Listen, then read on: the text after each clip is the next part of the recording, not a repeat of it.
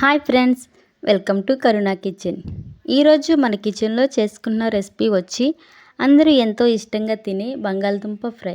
ఈ బంగాళదుంప ఫ్రైని ఇంట్లో చాలా సింపుల్ అండ్ టేస్టీగా అండ్ హెల్తీగా ఎలా ప్రిపేర్ చేసుకోవాలో ఇప్పుడు చూద్దాం. అలాగే ఫ్రెండ్స్, మీలో ఎవరైనా ఫస్ట్ టైం మన వీడియో చూస్తే మన ఛానల్ని సబ్స్క్రైబ్ చేసుకోండి. ఇప్పుడు ఈ బంగాళదుంప ఫ్రైని ఎలా ప్రిపేర్ చేసుకోవాలో ఇప్పుడు చూద్దాము. ఇక్కడ నేను ఒక 5 బంగాళదుంపలు తీసుకొని పైన పీల్ తీసి చిన్న ముక్కల కింద కట్ చేసి ఇలా వాటర్లో ఉంచుకోవాలి. ఈ బంగాళదుంపలు నల్లబడకుండా ఉండడం కోసం ఒక ½ టీ స్పూన్ సాల్ట్ వేసి మరొక 2 నిమిషాలు కలుపుకొని వీటిని పక్కన పెట్టుకుందాం.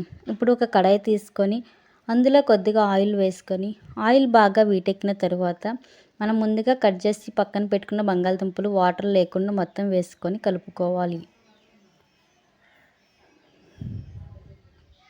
మంటను మీడియం టు లో ఫ్లేమ్లో పెట్టుకొని ఈ బంగాళదుంపలు బాగా సాఫ్ట్గా క్రిస్పీగా అయ్యేంత వరకు కూడా ఫ్రై చేసుకోవాలి. ఒక 10 నిమిషాల తర్వాత బంగాళదుంపలు ఇలాగా సాఫ్ట్గా క్రిస్పీగా రెడీ అయిపోతాయి. వీటిని ఒక 2 నిమిషాల పాటు హై ఫ్లేమ్లో పెట్టుకొని మరింత క్రిస్పీగా అయ్యే వరకు ఫ్రై చేసుకుందాం. 2 నిమిషాల తర్వాత మనకి ఈ రకంగా క్రిస్పీగా అయిపోతాయి. ఇప్పుడు వీటన్నిటిని కూడా ఒక బౌల్లోకి తీసుకుందాం. ఇప్పుడు మరొక కడాయి పెట్టుకొని అందులో కొద్దిగా ఆయిల్ వేసుకొని ఆయిల్ బాగా వీటెక్కిన తర్వాత పోపు దినుసులు వేసుకోవాలి. అలాగే ఈ పోపు వేగుతుండగా కొద్దిగా వెల్లుల్లిపాయలు క్రష్ చేసుకొని వేసుకోవాలి.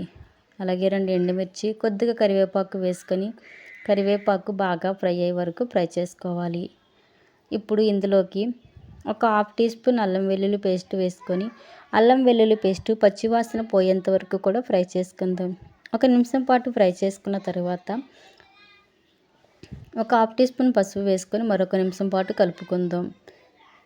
ఇలా ఫ్రై అయిన తర్వాత మనం ముందుగానే ఫ్రై చేసి పక్కన పెట్టుకున్న బంగాళదుంపలు అన్నీ వేసుకొని కలుపుకోవాలి.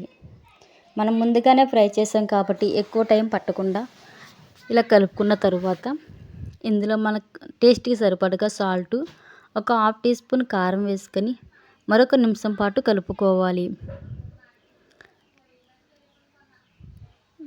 ఇలా కలుపుకున్న తర్వాత ఇక్కడ నేను కొద్దిగా ఆచివారి గరం మసాలా ఒక ½ టీ స్పూన్ వేసుకుంటున్నాను.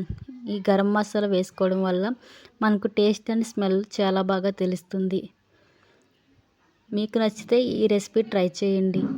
1 నిమిషం పాటు ఇలా కలుపుకున్న తర్వాత మనకి బంగాళదుంప ఫ్రై అనేది రెడీ అయిపోతుంది.